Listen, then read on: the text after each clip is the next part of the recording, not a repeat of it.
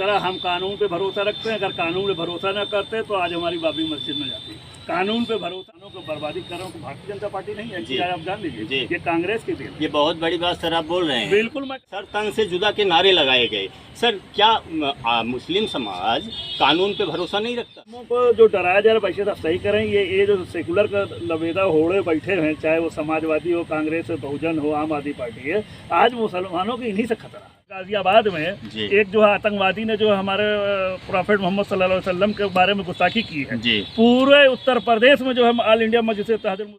नमस्ते, प्रणाम। मैं राज पांडे और आप देख रहे हैं एनएमडी न्यूज। दोस्तों, अभी मैं हूं फूलपुर विधानसभा में, जहां पे की उपचुनाव होने वाला है और मेरे साथ आज हैं एमआईएम के होने वाले कैंडिडेट। अभी निर्धारित नहीं हुए हैं, 11 तारीख को फैसला आने वाला है, लेकिन 99% लग रहा है कि क्या नाम बताया था सर आपने? सैयद मोहम्मद मुंतजर। हाँ, सैयद मोहम्मद मुंतजर जी हैं, जो इनसे हम बात करेंगे आज। और मैं फूलपुर का आपको बता देना चाहता हूँ गणित। यहाँ पर दोस्तों लगभग 65,000 के करीब मुस्लिम मतदाता हैं और पटेल मतदाता 40,000 हैं। यादव मतदाता 67,000 हैं और बिंद मतदाता जो है वो 20,000 हैं। और सवर्ण जो है ब्राह्मण, ठाकुर और बनिया, ये सब लेके लगभग 35 से 40,000 लोग हैं। तो आइए हम इनसे बात करते हैं। नमस्ते सर। नमस्कार। सबसे पहले हम आपके चैनल को धन्यवाद देते हैं और आपको धन्यवाद देते हैं कि आप हमारे बीच में आए लोगों से। तो मैं ये पूछना चाहता हूँ मुंतजर सर कि आपको पहला तो यही सवाल रहेगा कि आपका टिकट कंफर्म है? नहीं, अभी कोई का गठबंधन कंफर्म नहीं, क्योंकि अभी सबसे पहले हम 11 और 12 तारीख के बीच में हमारे पीडीएम न्याय मोर्चा की जो सभा में बैठक होने वाली है, तो बैठक में हमारे सीट का बंटवारा होगा। उसके बाद जो है तय होगा कौन जाएगा, किस सीट पर लड़ेगा। और हाँ, अगर अब एमआईएम के खाते में आती है तो हमें पूर्ण विश्वास यकीन है कि टिकट। अच्छा, तो आपका प्रगतिशील विकास पार्टी और एमआईएम दोनों का गठबंधन है? हमारा पीडीएम न्याय मोर्चा के नाम से गठबंधन बना हुआ है। इस गठबंधन के सहयोग जो है हमारी जो है पंजाबी पटेल जी हैं और हमारे मोर्चे में जो है चंद्रबिंद जी है, प्रगतिशील मानव समाज पार्टी की। और तो मैं ये पूछना चाहता था आपसे मुंतजर सर कि आपका जो फूलपुर है, जो फूलपुर विधानसभा है, यहाँ की मूलभूत जो मुद्दाएं हैं क्या हैं? मूलभूत जो मुद्दा है वो क्या है? मूलभूत जो मुद्दा है वो सबसे पहले तो यहाँ पे शिक्षा कि हमारे यहाँ फूलपुर जैसे बहुत दूर आप कस्बा ही ले लीजिए, यहाँ पे कोई डिग्री कॉलेज जी। महिलाओं का एक इंटर कॉलेज है, वो भी बहुत खस्ता हाल में। लड़कियां परेशान है, कहाँ जाएं शिक्षा के लिए। पहला तो शिक्षा, फिर उसके बाद आप स्वास्थ्य में चले जाइए। स्वास्थ्य में डॉक्टर टाइम से कोई डॉक्टर यहाँ सरकारी अस्पताल में नहीं मिल रहे हैं। प्राइवेट में इतना महंगा है कि गरीब आदमी को इलाज कराना मुश्किल है। दूसरी चीज ये कि हमारे यहाँ अभी फूलपुर में जो आवाम को, जो नगर पंचायत फूलपुर के लोगों को जो सबसे बड़ी असुविधा हो रही है ओवरब्रिज से। ओवरब्रिज बना है, ये खाली लूट, ये ओवरब्रिज बनाया नहीं है कि लोगों को, आवाम को फायदा मिले, बल्कि ये एक लूट घसोड़ का एक अड्डा बन गया कमीशन खोने का। अच्छा, आज तक आप बताइए कि आप खुद सर्वे करके देख लीजिए कि कहीं भी सारे पुल के ओवरब्रिज के नीचे जो है नाली बनी हुई है, कहीं भी एक पाइप तक नहीं लगा कि लोग आवाम आते जाते रहते हैं, सब ऊपर गंदा पानी चुका रहता है। अच्छा, मैं मुंतजर सर ये पूछना चाहता हूँ, भाजपा वाले तो बोल रहे हैं कि हमने बहुत विकास किया, सब लोग बहुत खुश हैं, विकास की गंगा बह रही है। हाँ, भाजपा वालों ने विकास किया पूंजीपतियों के लिए। जो गुंडा माफिया है, जो भ्रष्टाचार में लिप्त है, जो बेईमान है, उनका विकास हुआ है। लेकिन बाबा जी तो बोलते हैं कि मैंने जो है माफिया राज खत्म कर दिया, गुंडे नहीं हैं, क्योंकि उन्होंने एक नारा दिया था कि नो जेल नो बेल, सीधा प्रभु से मेल। नहीं, वो गलत बोल रहे हैं, क्योंकि ये उनका सारे माफिया बाहर हैं, लूट घसोट चल रहा है, डकैती अपहरण सब हो रहा है। सिर्फ एक जात को टारगेट करके कुछ तथाकथित कुछ लोगों के खिलाफ उन्होंने किया है, एक वर्ग को खुश करने के लिए। बाकी कोई सारे गुंडा आज से, उससे पहले से ज्यादा आज है, गुंडा आज से ज्यादा है। हाँ, बस सिर्फ 2-4 लोगों को टारगेट करके वो दिखाया जा रहा है मीडिया में, और नहीं तो बाकी तो सारे गुंडा माफिया सब बाहर हैं और सब गुंडा ही कर रहे हैं। दिन दहाड़े डकैती हो, छिनैती हो रही है, बलात्कार हो रहा है। अभी सर मैं कुछ दिन पहले प्रवीण पटेल से मिला था इंटरव्यू के लिए, क्योंकि वो बहुत बिजी थे उस टाइम पे, तो इंटरव्यू नहीं हो पाया। लेकिन उनका दावा था, उन्होंने जो मुझे कैमरे के पीछे बताया, उन्होंने बताया कि मैं यहाँ से अभी जो चुनाव होने वाला है तो इसमें हमारी पार्टी कम से कम 40 से 45 हज़ार वोटों से जीतेगी। गलत बोले, वो खुद 18,000 से पीछे रहे। फूलपुर विधानसभा में। फूलपुर विधानसभा में 18,000 18,000 से पीछे रहे लोकसभा चुनाव। लोकसभा चुनाव में। हाँ। कहाँ से जीते? भारतीय जनता पार्टी यहाँ लड़ाई नहीं। देखिए लड़ाई रहेगी इस वक्त, लड़ाई यहाँ पे जो है इंडिया गठबंधन और भारतीय जनता पार्टी नाम पीडीएम न्याय मोर्चा का हो, तीसरा का कोई नहीं आएगा। नहीं, इंडिया गठबंधन है कहाँ, अब तो वो खत्म हो चुका है ना। नहीं अब खत्म। क्योंकि मैं इसलिए बोल रहा हूँ कि राहुल गांधी यहाँ से 5 सीट मांग रहे थे उत्तर प्रदेश से, जो कि अखिलेश यादव ने उनको दिया नहीं। अब अखिलेश यादव ने अपने जो लगभग ज्यादातर जो है सीटें डिक्लेयर कर दी हैं, कौन लड़ेगा, 2-3 सीटें बची हुई हैं। अगर ऐसा होता है तो हम निश्चित तौर पर यह गारंटी के साथ कहेंगे कि पीडीएम न्याय मोर्चा फूलपुर विधानसभा जीते। अच्छा, तो आपका ये कहने का मतलब है कि जो 65,000 आपके मुस्लिम भाई हैं और उसमें जो है बिंद भाई लगभग 20,000 हैं और पटेल वगैरह जो भी हैं, क्योंकि आपकी जो पार्टी की विधायिका उनका क्या नाम है जो दूसरी, पल्लवी पटेल। पल्लवी पटेल, तो पल्लवी पटेल के जो मूल वोटर हैं, कुर्मी समाज, पटेल समाज जिसको हम बोलते हैं, ये सब 100% आपको वोटिंग करेंगे सर? बिल्कुल करेंगे। पिछली बार लोकसभा में लोग क्योंकि बहुत कम टाइम में जो है शॉर्ट टाइम में 3 चरण चुनाव होने के बाद चौथे चरण में हमारा गठबंधन हुआ था, लोग समझ नहीं पाए थे, इस बार उस वजह से वोट नहीं मिला था। इस बार पल्लवी पटेल के साथ मेरा समाज के ज्यादातर लोग 90% साथ में रहेंगे। अच्छा, नहीं मैं इसलिए पूछ रहा हूँ सर कि देखिए आप मुस्लिम, तो चूंकि मुस्लिम पे दावा तो अखिलेश जी भी ठोकते हैं, बोलते हैं कि हम मुसलमानों के सबसे बड़े मसीहा हैं। राहुल गांधी अभी 2-3 दिन पहले उन्होंने एक उर्दू पेपर को इंटरव्यू दिया और उन्होंने उस इंटरव्यू में बोला कि हमारी जो पार्टी है वो सिर्फ मुस्लिमों की पार्टी है। तो और अब चूंकि आप एमआईएम की तरफ से हैं, ओवैसी साहब की तरफ से हैं, तो कहीं ये मुस्लिम तीनों पार्टों में डिवाइड ना हो जाए और उसका फायदा जो है भाजपा को मिल जाए। नहीं नहीं, ऐसा कुछ नहीं है। तो आप मुस्लिम डिवाइड नहीं होगा, क्योंकि पूरी कौम इस बात को जो है हिंदुस्तान का ये जान रहा है कि हमारा मुस्तकिल, हमारा लीडर होगा राहुल गांधी। कांग्रेस पार्टी पूरी 70 साल 72 साल से खाली मुसलमानों को बेवकूफ बनाते हैं। आज हिंदुस्तान में मुसलमानों को बर्बादी कर रहा हूँ, आप जनता पार्टी नहीं है, आप जान लीजिए ये कांग्रेस की थी। ये बहुत बड़ी बात सर आप बोल रहे हैं। बिल्कुल मैं कह रहा हूँ, डंके के चोट पे करूँ। आज मुसलमान अगर तबाह बर्बाद हो रहा है, उसकी इबादतगाह गिराई जा रही है, उसकी लूटी जा रही है, उसका मुस्तकबिल छीना जा रहा है, उसका रोजगार छीना गया, तो किसी और कौम ने नहीं छीना, ये कांग्रेस ने छीना। हाँ, आपका कहने का मतलब कि पिछले 70 सालों में कांग्रेस जो है वो मुस्लिम समाज को, कांग्रेस हो या अखिलेश यादव हो, मुस्लिम समाज को डरा कर खुद का जो है राजनीतिक रोटियां सेकते हैं। देखिए भारतीय जनता पार्टी और कांग्रेस और समाजवादी में कोई अंतर है, ये सिर्फ हमको डरा के धमका करके हमारा वोट लेना चाहिए। क्योंकि अभी तक हमारे पास कोई लीडर नहीं था, कोई हमारी पार्टी नहीं थी, इसलिए हमारी मजबूरी थी, हम उनको वोट देते थे। आज के डेट में इस हिंदुस्तान में एक लीडर हिंदुस्तान में मिल गया, जिसका नाम है बैरिस्टर सदरुद्दीन ओवैसी।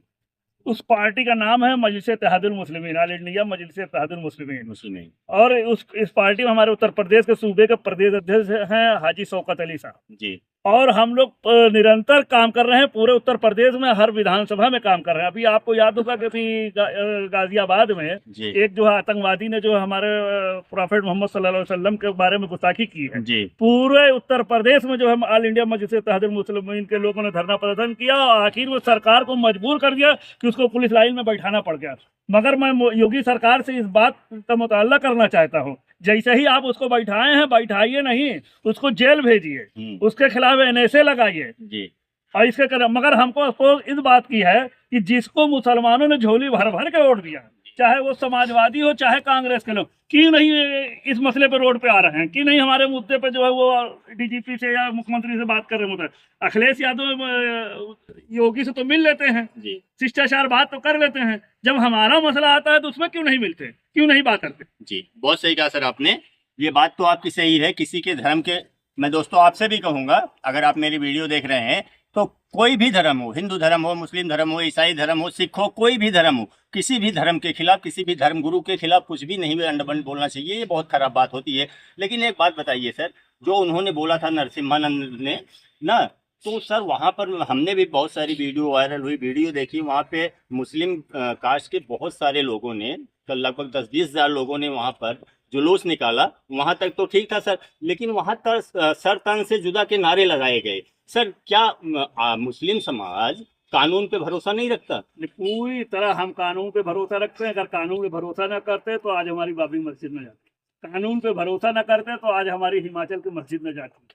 हम हिंदुस्तान के कानून पे पूरा एतमाद और भरोसा करते हैं, और ये जो वीडियो आया है जो है कहीं ना कहीं ये बीजेपी आरएसएस वालों की चाल है। हाँ। मैं उनके ऊपर ये संघ वालों के ऊपर ये आरोप लगा रहे हैं, कहीं ना कहीं उनका ये चाल है कि हिंदुस्तान के मुसलमानों को बदनाम किया जाए। और आज एक बात हम और एक मैसेज देना चाहते हैं आपको, हिंदुस्तान में न सिख को, न ईसाई को, न मुसलमान को, न हिंदू को, किसी को किसी से खतरा नहीं है। इस हिंदुस्तान को अगर किसी से खतरा है तो वो नरेंद्र मोदी से खतरा है, मोहन भागवत से खतरा है।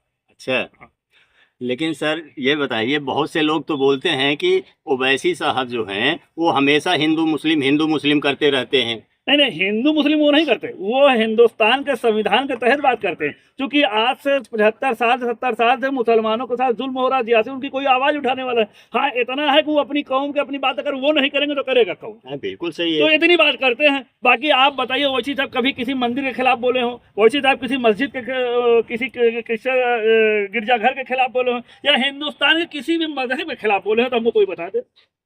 हाँ, ओवैसी साहब की एक गल ये है कि वो हिंदुस्तान के मुस्तकबिल का फिक्र करते हैं, सोचते हैं, उसके बारे में बोलते हैं। कि आज चीन के लोग हमारे हिंदुस्तान में घुस आ रहे हैं, नरेंद्र मोदी खामोश बैठे हैं। उस पर वरिष्ठ साहब बोलते हैं, चूंकि हक और सच बोलते हैं, इस वजह से ये सरकार उनको दबाती है, उनको क्रिमिनल कहती है, उनको कहती है कि ये एक समाज के नेता है। हिंदुस्तान में अगर कोई नेता है, हिंदुस्तान के बारे में अच्छा नेता है, तो वैसे तो अच्छा नेता कौन? अच्छा, नहीं, मैं इसलिए पूछ रहा था ना सर कि ओवैसी जी का हमने बहुत बार भाषण सुना है, वो बोलते हैं कि मुस्लिमों को डराया जा रहा है। तो सर ये मुस्लिमों को डरा कौन रहा है? देखिए, ये मुस्लिमों को जो डराया जा रहा है, वैसे आप सही करें, ये जो सेकुलर का लबेदा होड़े बैठे हैं, चाहे वो समाजवादी हो, कांग्रेस हो, बहुजन हो, आम आदमी पार्टी है, आज मुसलमानों की इन्हीं से खतरा।